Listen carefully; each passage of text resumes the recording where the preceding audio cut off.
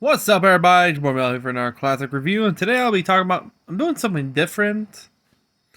I know you like get me doing reviews on some of the Ralph Bakshi films, so I'm gonna take a little break. So I'm gonna go to another animated live action hybrid, which I think you all know. It's Who Framed Roger Rabbit, premiered back in 1988, based on a novel called Who Censored Roger Rabbit. Yeah, which was published a couple years before the movie, back in 1981, which stars the late Bob Hoskins, Christopher Lloyd, Stubby Kaye, and Joanna Cassidy, with the voices of Charles Fleischer and Kathleen Turner, which we all know. Combined live action animation, the film is set in the alternate history of Hollywood back in 1947, where humans and cartoons, referred to as toons, coexist. Before we begin, did you subscribe? Did you about it? So,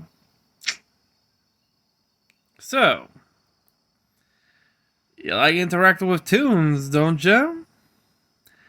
But there's a difference between you and them. They can survive a piano when it falls off in their heads. You, on the other hand, would not. Heed my advice. Don't be stupid. Act yourself. If you don't, well, rest in peace. I was saying, it stars a character. It follows Eddie Valiant, played by Hoskins, a private detective, with a preducive against Toons, who was helped exonerate Roger Rabbit, voiced by Charles Fleischer, who's been framed for murder. Walt Disney Pictures purchased the rights to the story back in 1981. Price and Seaman wrote 2 drafts of the script before Disney brought an executive producer, Steven Spielberg, and his production company, Valiant Entertainment. Robert Zemeckis was brought on to direct, and Canadian animator Richard Williams was hired to supervise the animated sequences. Production was moved from LA to Elstree Studios in the UK to accommodate Williams and his group of animators. While filming, the production budget began to rapidly expand, and shooting schedules ran longer than expected. The film was released through Disney's Touchstone Pictures banner on June 22nd of 1988. It received acclaim from critics who praised its visual, humor, writing, and performance, with critics and audience considering it a groundbreaking. It grossed up to $351 million worldwide, becoming the second highest grossing film in 1988. It brought a new interest in the golden age of animation, spearheading modern American animation and the Disney Renaissance. It won 3 Academy Awards, one for Best Editing, Best Sound Effects, and Best Visual Effects. It received a Special Achievement Award for Williams' animation direction.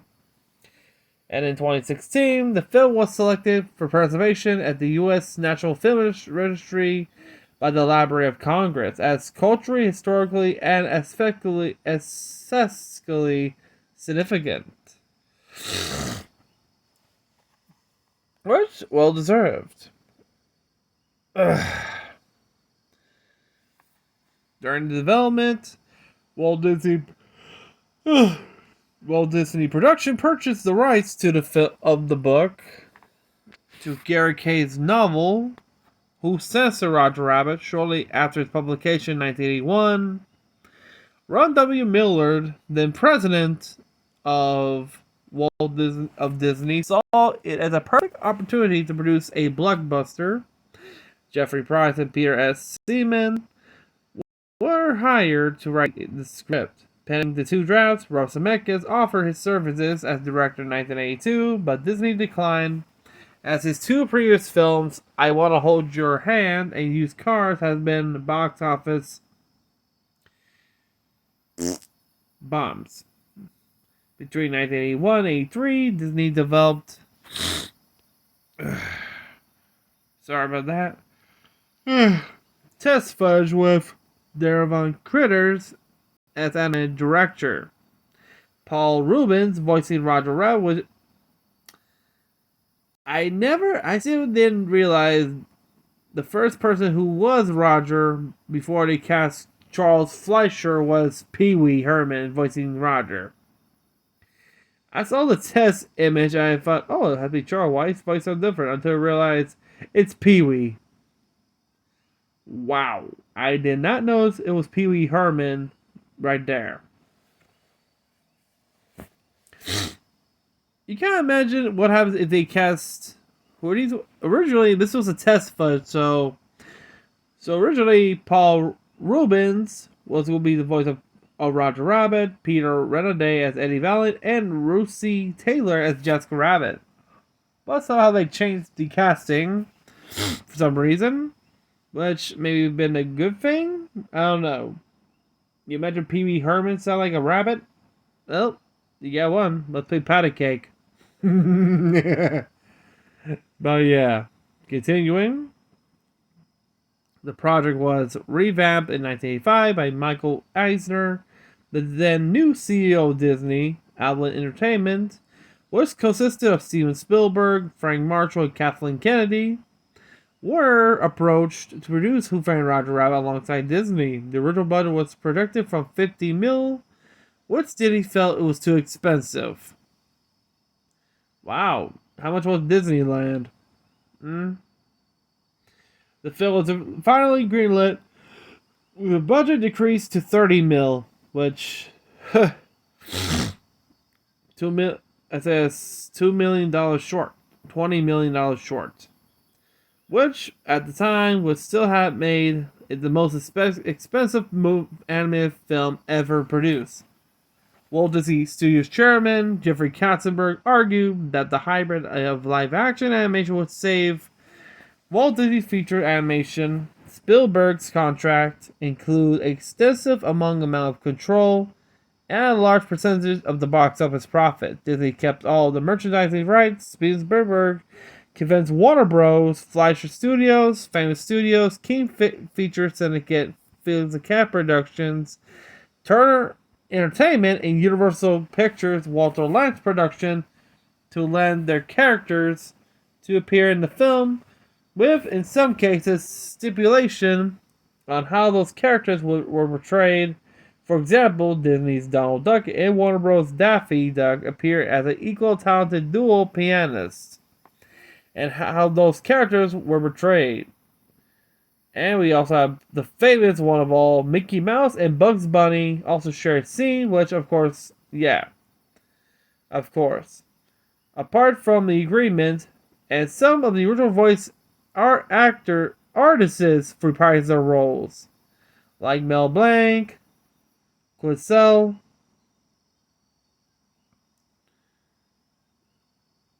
Chuck Jones. Oh boy, you got veterans from the golden age of animation from the 30s and the 40s and the 50s. You know it. Oh boy.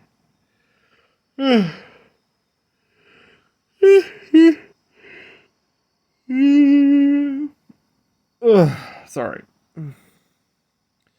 And also remember, as part of the agreement, some of the original voice artists, like I said before, Warner Bros. And various other companies were not involved in the production of Roger Rabbit.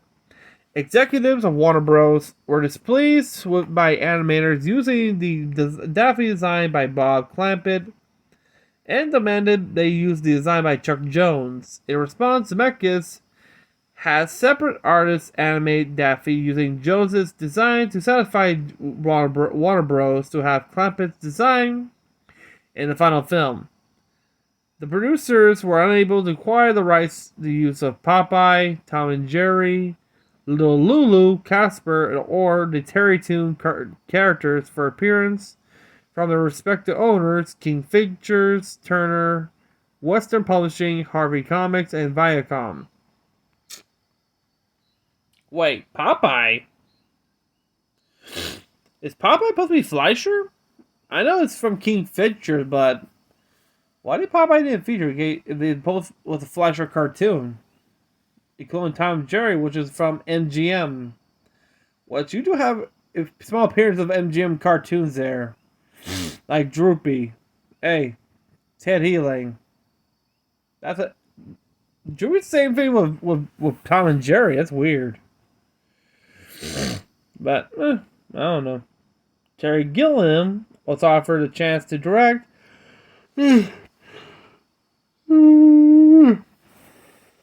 found the project too technically challenging. Pure laziness on my part, he later admitted. I completely regret this decision. Robert Zemeckis was hired to direct in 1985 based on the success of Romancing the Stone and Back to the Future. Disney executives were continuing to suggest Darrell Von Saters direct the animation, but Spielberg and Zemeckis decided against it, and Richard Williams was eventually hired to direct the animation. Zemeckis wanted the film to imbue Disney's high quality of animation, Warner Bros. Characterization, and Tex Avery's humor. Which, you have all three in one, which is a good idea. Wait, why? Okay. From all the cartoons, the only one who didn't get the rights was Popeye, Tom and Jerry, Okay. Popeye was made... Okay, yeah, made by King Features, but his cartoons were created by Fleischer. And Tom and Jerry were created by Hanna-Barbera, which was distributed by MGM. Oh, let me guess. So, they had the rights of the MGM cartoons, but not the ones made by Hanna-Barbera. Which, they worked with MGM with the early Tom and Jerry cartoons. So they get their permission to use their characters, so they can have the whole package from MGM. The same with Popeye. They have all the Fleischer cartoons, but they don't have Popeye since he's property of King Features, of Female Theater. So yeah, it's kind of pity though. It'll be pretty interesting to see Popeye in next to Roger Rabbit. But hey, at least Quincell, who was the voice of Olive Oyl, reprised her role as Betty Boop. Hey, that was something. Nice, wasn't it? Harrison Ford was Spielberg's original choice for playing Eddie Valiant, but his price was too high. I think it'd be a good reason if they cast Harrison Ford as Eddie Valiant, it wouldn't be a Roger Rabbit film. It'd be another Harrison Ford movie. The same thing if you take example Halloween. When John Carpenter was looking for the role for Dr. Loomis, they were suggesting Peter Cushing or Christopher Lee, and he said, "Hell no," because it'll be another Hammer film, it'd be more like another Christopher Lee film or a Peter Cushing film, than his own film. That'd be a reason. But let's face it, and this was from around 1985, so this was actually after the conclusion of the Star Wars trilogy, after the conclusion of Return of the Jedi and Indiana Jones and the Last Crusade, I believe. When did the Last Crusade came out? Around after Episode 6, so yeah, around that time period, after the end of the Indiana Jones trilogy and the original one and the original trilogy. That may be the reason why. Chevy Chase was the second choice, but he was not interested. Bill Murray was also considered for the role, but due to his idiosyncratic method of receiving offers for roles, which, yeah, he was in Ghostbusters, but Murray missed it out. Eddie Murphy reportedly turned down the role as he misunderstood the concept of toons and humans coexisting. Good choice, because he saw the Haunted Mansion. Yeah.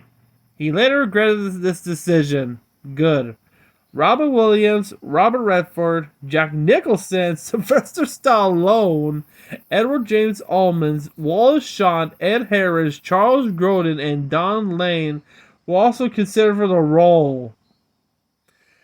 Okay, Robin Williams, he's good, but he's more of the clown type. But he won't catch the series of Eddie, being a hater against Toons and Rocky him and Sylvester Stallone, Rocky Balboa and Rambo.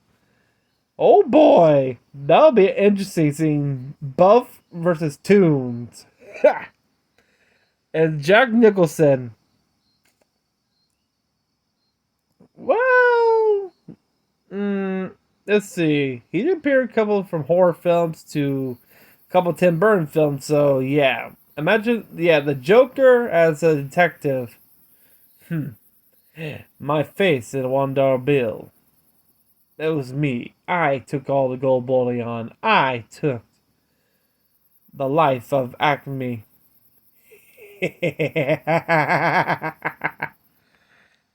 Sorry. I had to do the Joker impression. It was that bad, but hey. You can't blame a guy, blame a reviewer trying. But ultimately, Bob Hoskins was chosen by Spielberg because of his acting skill, and because Spielberg believed he had the hopeful demeanor and look like he belonged in that era. To facilitate Hopkins' performance, Charles Fleischer dressed in a Roger Rabbit costume and stood in behind the camera for most scenes. Williams explained Roger in a combination of Tex Avery, cashew nut-shaped head, the swatch on his red hair, like Droopy's, Goofy's overalls, Porky Pig's bow tie, Mickey Mouse's gloves, and Bugs Bunny's like cheeks and ears. Kathleen Turner provided the uncredited voice of Jessica Rabbit, Roger's wife. Tim Curry auditioned for the role of Judge Doom, but rejected because the production found him too terrifying. Are you fucking kidding me? Terrifying? I want to see that. If Christopher Lloyd's portrayal of Judge Doom was medium terrifying, I want to see Tim Curry's performance, because we've seen what Christopher Lloyd looks like Judge Doom without. Okay, you know the scene where when they finally found out he's a Toon, and when his fake eyes pop down and his red eyes appear? There's a photo of him doing that same smile with his regular eyes, and it's way creepy. Jesus fuck. I would imagine what Tim Curry will look like as Judge Doom in Toon form.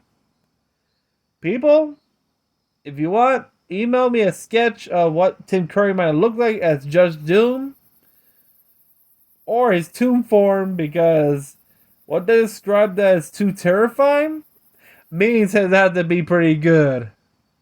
Damn, I wish we had that. But Christopher Lee was good as well. As Doc Brown to Uncle Fester. Hey, he even portrayed a Klingon general, Klingon captain who murdered Kirk's son. Oh boy. I think Tim Curry was not the only one who was offered the role of Judge Doom. Christopher Lee was also considered for the role, but he turned it down. I think it was a good bet, because Christopher Lee is more the British type. Okay, remember, Christopher Lee is more like the serious type, not the one who will take... Remember, he's Dracula, he's from Lord of the Rings, he's Count Dooku, he's the monster. Jesus. It would be pretty interesting to see, okay. They consider Tim Curry's version of Judge Doom too terrifying. Christopher Lee? That'd be pretty interesting. But there are others. We got John Cleese, also expressed interest for the role, but was deemed not scary enough. Tim Curry? Too scary. Christopher Lee? Subtle. John Cleese? Not scary. And there's more. Peter O'Toole, F. Murray, Abraham, Roddy McDowell. That's a familiar name you heard in a long time. Roddy McDowell. Where have I heard that name before? Eddie Deason and Sting were also considered for the role. Oh yeah, I remember him now. He appeared in a couple of Hammer horror films, just like Christopher Lee. But it was finally given to Christopher Lloyd was cast because he previously worked with Zemeckis and Spielberg on Back to the Future. He compared his part of Doom as his previous role as the Klingon Commander Kruge in Star Trek III: The Search for Spock. Yeah. Both overly evil characters which he considered fun to play. He avoided blinking his eyes while on camera to portray the character. That was interesting. That's something interesting to find out. I would still love to see. Okay, we do have a rare footage of Tim Curry doing the Joker for the Batman animated series before Mark Hamill took over for that role. I will love if they did like a test voice for Just Doom of Tim Curry. Imagine him doing the dip scene with the shoe. That would be sadistic. That would be pretty cool. Okay, back to what I was saying. Fleischer also voiced Benny the Cap, Psycho, and Greasy. Lou Hirsch, who voiced Baby Herman, was the original choice for Benny the Cap, but was replaced by Fleischer. There was a documentary where they talk about the making of the film, and this is when Lou Hirsch mentioned that when Fleischer dresses as Roger, and he said, if they're going to think I'm going to wear a fucking diaper, they have another thing coming. Because it's the way to get in the character. You imagine him wearing a diaper because he's playing Baby Herman. That would be pretty funny. As for the writing, Price and Seaman were brought aboard to continue writing the script. Once Spielberg and Zemeckis were hired for inspiration, the two writers studied the works of Walt Disney and Warner Bros. Cartoons from the golden age of American animation, especially Tex Avery and Bob Clampett cartoons. The Cloverfield streetcar subplot was inspired by Chinatown. Price and Seaman said the red car plot, suburb expansion, urban political corruption, really did happen. Price stated, in LA during the 1940s, car and tire companies teamed up against the Pacific Electric Railway system and bought them out where the freeway runs in LA and where the red car used to be. Jesus, seriously? Fuck. No one can share, can't they? In Walt's novel, Who Censored Roger Rabbit, the Toons were comic strip characters rather than movie stars. Are we guessing Popeye again? During the writing process, Price and Seaman were unsure of whom to include as the villain in the plot. They wrote scripts either Jessica Rabbit or Baby Herman as the villain. That would be pretty fun, Jessica being the villain. Is usually the sexy type. Or the baby! Jesus, seriously? But they made their final decision with a newly created character, Judge Doom. Doom was supposed to have an animated vulture sit on his shoulder, but this was delayed due to the technical challenge this posed. Doom will also have a suitcase with 12 small animated kangaroos that acts as a jury. A kangaroo jury. Get it? Yeah. You heard that joke before? That having their joeys pop out of their pouches, each with letters, when they put out, would spell, "You are guilty." This was also cut for budget and technical reasons. The Toon Patrol, Stupid, Smartass, Greasy, Wheezy, and Psycho satirized the Seven Dwarves: Dog, Grumpy, Happy, Sleepy, Bashful, Sneezy, and Dopey. What? I did not know that. Hey, the more you know. Who appeared in Snow and the Seven Dwarves back in 1937. The originally 7 weasels were to mimic the dwarf's complement, but eventually two of them, Slimy and Sleazy, were ran out of the script. Further reference including the Ink and Paint Club resembling the Harlem Cotton Club, while Zemeckis compared Judge Doom's invention of the dip to eliminate all tunes as Hitler's final solution. Woo! That's dark. Doom was originally the hunter who killed Bambi's mother. What? Jesus! Fuck! Dude, imagine that was canon. When you watch Bambi, oh my god, they killed Bambi's mother. It's so sad. I didn't realize it was just Doom who killed her.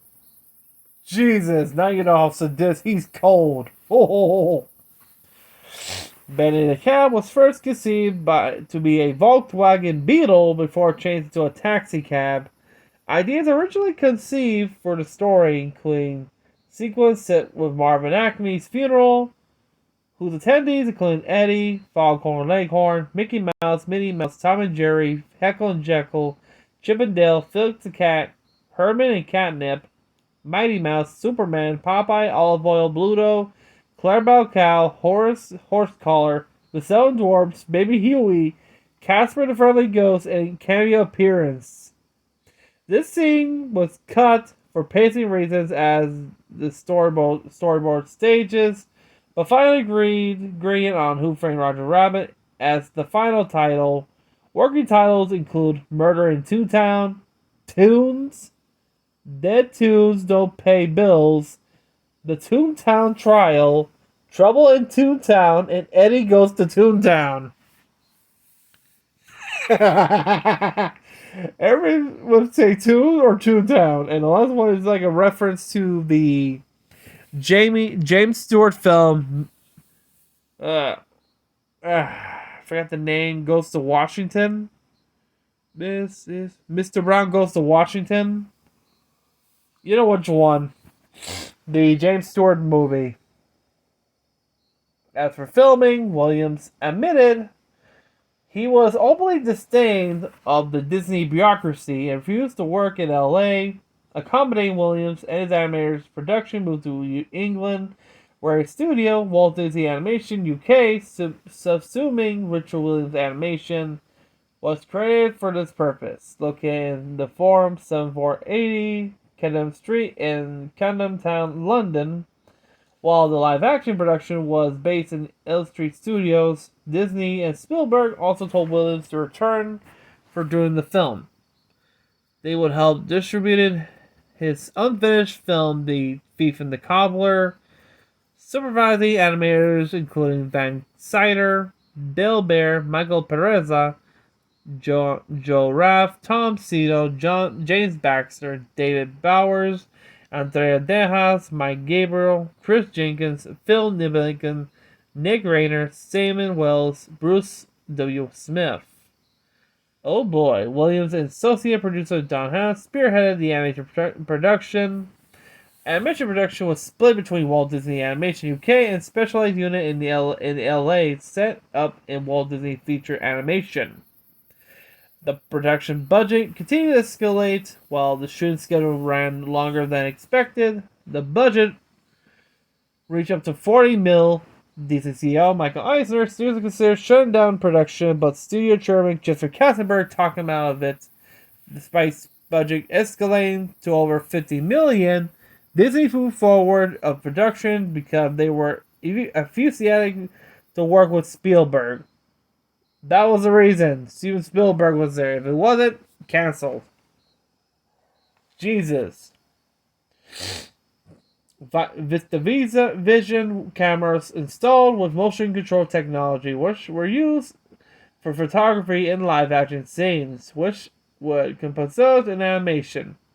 Rubber mannequins of Roger Baby Herman and Toon Patrol betrayed the animated character during rehearsal to teach the actors where to look when acting with open air imaginative cartoon characters, which, of course, they also have props held by Many of the live-action props held by cartoon characters were shoot on set with props either held by robotic arms or manipulated with string, similar to marionettes.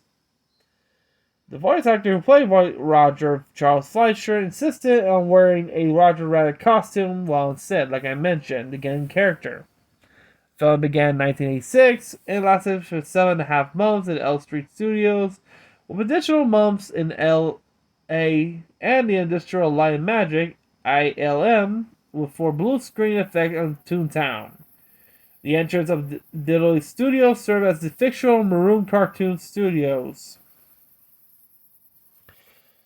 Post-production lasted 14 months, and ILM had already used CGI and digital compositing in few movies, such as Stained Glass Night Scene and Young Sherlock Holmes. The computers were still not powerful enough to make complicated movies like Who Framed Roger Rabbit, so all animated were done using cells and optic compositing. The animators, layout artists, were given black and white printouts of live action scenes known as photostats. They replaced their animation paper on top.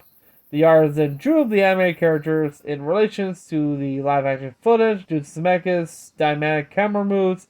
The animators had to confront the challenge of ensuring the characters were not slipping all over the place, ensuring they did not happen that the characters look like real.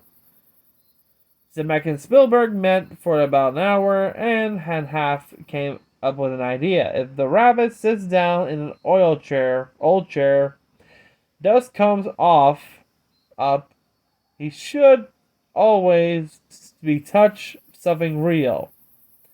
After the rough animation was completed, it ran through normal process of traditional animation until the cells were shot on a Rostrum camera. With no background, Williams came up with an idea of making cartoon characters 2.5 dimensional, and animation footage was sent to ILM for compositing. While technicians animated 3 lighting layers, shadow, highlight, and tone matter separate to give the character's sense of depth, create illusion of them affected by steady lighting. Finally, lighting effects were often composite to cartoon characters who were in turn composite in live action footage. One of the most difficult effects in film was Jessica's dress in the nightclub scene because it had to flash sequence at an effect accomplished by filtering lights through plastic bags scattered with steel wool. Really? Damn. As for the music, Ross Zemeckis collaborated with Alan Silvestri, composed the film's score, performed by the London Symphony Orchestra. Under the direction of Silvestri, Zemeckis joked that the British could not keep up with Silvestri's jazz tempo. The performance of the music themes written for Just Rabbit was entirely improvised by the London Symphony. The work of American composer Carl Stalling heavily influenced Silvestri's work on Who Framed Roger Rabbit. The film's soundtrack was originally released by Buena Vista Records on June 22nd, 1988, and reissued on CD on April 16th of 2002. The film's featured performances Hungarian Raspberry by Tony Anasino and Mel Blanc, Why Don't You Do It Right by Amy Irving, Merry Go Round Broke Down, Charles Fleischer, and Smile Darnya Smile by the Tune Chorus. Fun fact, this song was not done by Who Framed Roger Rabbit. This song appeared way before this in an early Looney Tunes cartoon. One of the old Looney Tunes before Bugs Bunny, Porky. I'm talking about the first Looney Tunes characters that considered to be, boy. During its release, Michael Eisner, then CEO, and Roy Disney, who was the vice chairman of the Walt Disney Company, felt that the film was too risque with adult themes and sexual references. Eisner and Zemeckis disagree over various elements of it, but since Zemeckis had final cut privilege, he refused to make the altercation. Roy Disney, head of the Walt Disney Feature Animation, along with studio chief Jeffrey Katzenberg, felt it was appropriate to release the film under the studio's adult-oriented Touchstone Pictures banner instead of the flagship Walt Disney Pictures banner. As for the box office, it opened on the U.S. back in June 22nd of 1988, grossing up to $11 million in 1,000 theaters during the opening weekend. It was the first place at the U.S. box office. It was Disney's biggest opening weekend ever. Time to its release, it grossed up to $154 million in the U.S. and in Canada, and $197 million internationally, come to a worldwide total cost of $351.5 million worldwide. At this time of release, it was the 20th highest grossing film of all time. It was also the second highest grossing film in 1988 behind Rayman in the UK. The film also set records opening for Disney film. Oh boy. As for reception, Who Framed Roger Rabbit received near universal acclaim for its credit, making Business Insider's best comedy movie of all time, commenting critics list. Review of Rotten Tomatoes gives the film a 97 out of 66 reviews and a rating of 8.4 out of 10.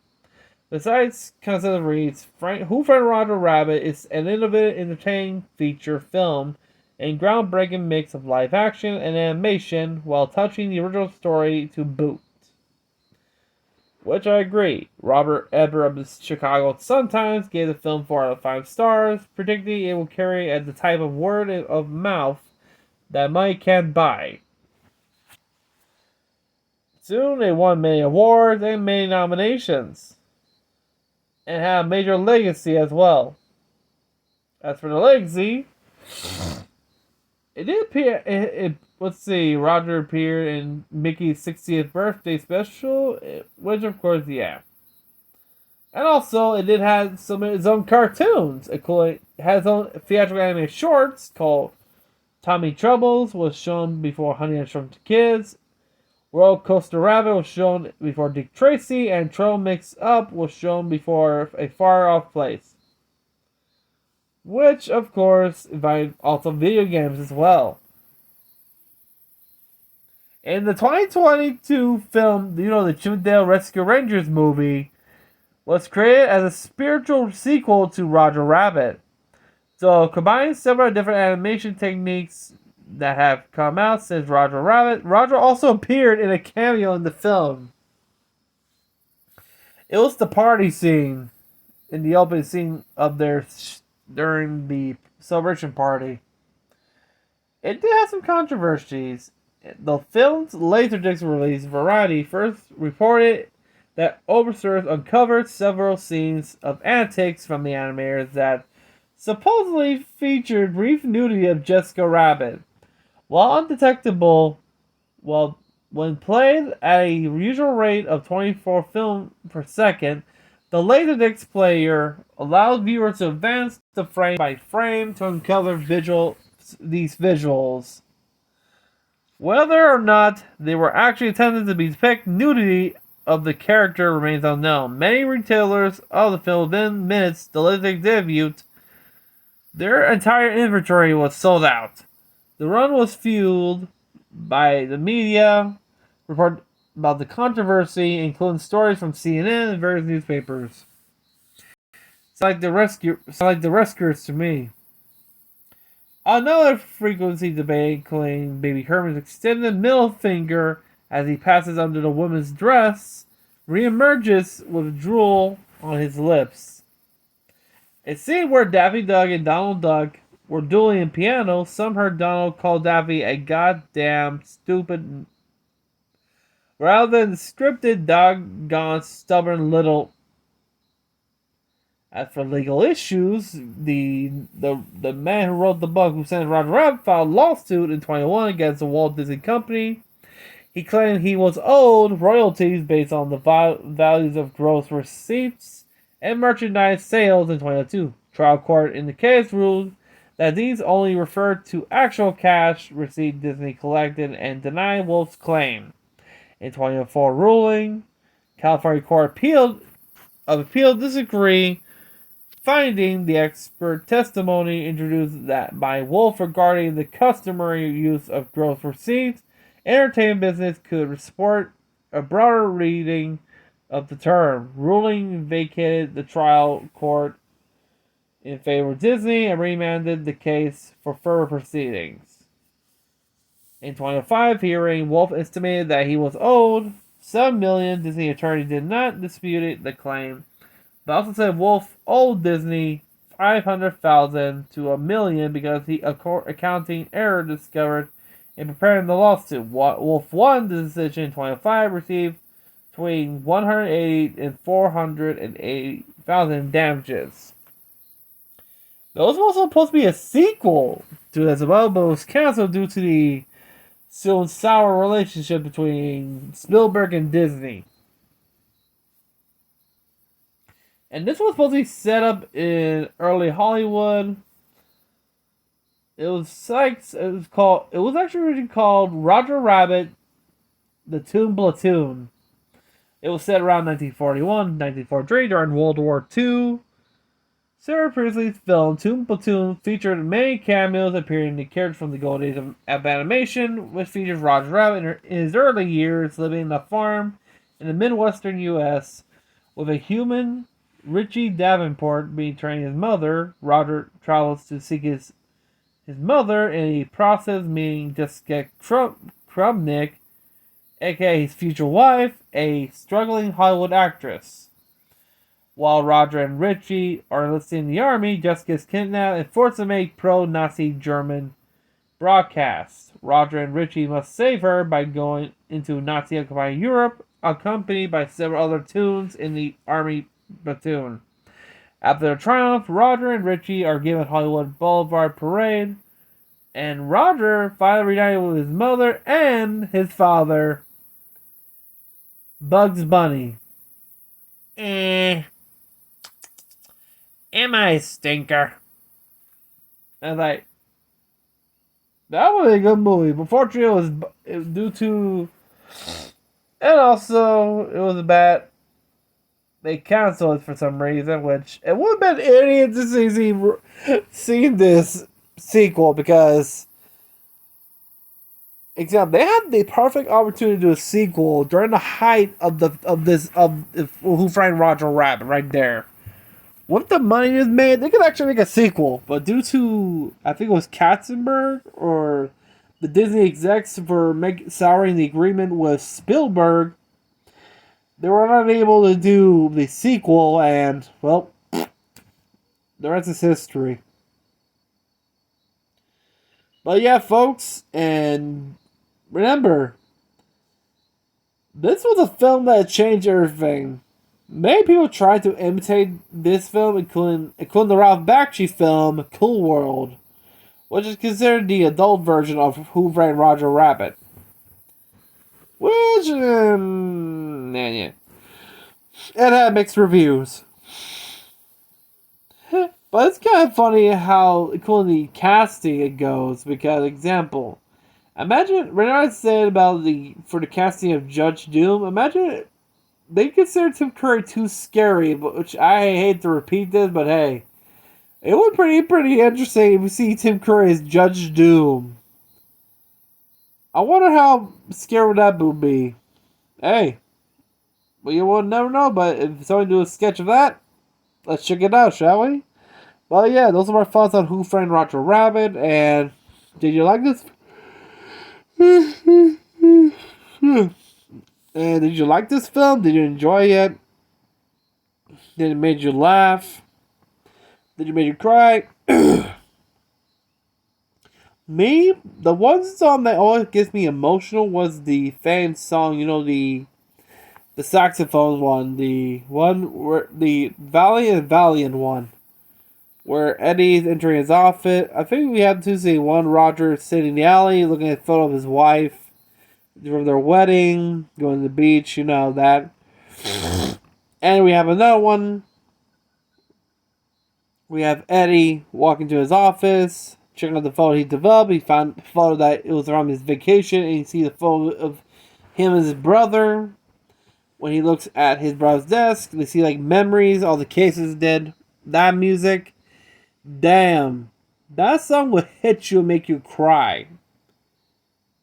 He realized there was a time that he loved clowning around with his brother, and they were actually clowns in the Ringling and Barnum Bailey Ringling Brothers Circus, along with their dad, around 1910. And they were in the police force in the LA, and they joined the military, some like in the Navy, I think, during World War II. And there was a cameo mentioned in the sequel that Roger encountered a young Eddie Valiant who was in the, I think in the Navy, I believe, because you've seen the photograph. He looks like he was in the Navy, I think. I try to find that out. Yeah. But yeah, folks. Those are my thoughts on Who Framed Roger Rabbit. And let me know in the comments about down below if you enjoyed this film. What was your favorite scene? What was your favorite character? Your favorite music? You know. And tell me all about it on the comments down below. If you're new to the channel, remember to hit the bell, like this video, subscribe, and remember we're aiming at our goal 1 million subscribers, or at least 500K. Because by May of this year is our 11th anniversary of the channel here. From 2013 to 2023. And also, I'll be appearing at Puerto Rico Comic Con, selling some of my art, maybe do some autographs, and taking photos with my fans. But until then, have a great day, everybody. Stay safe, and peace out.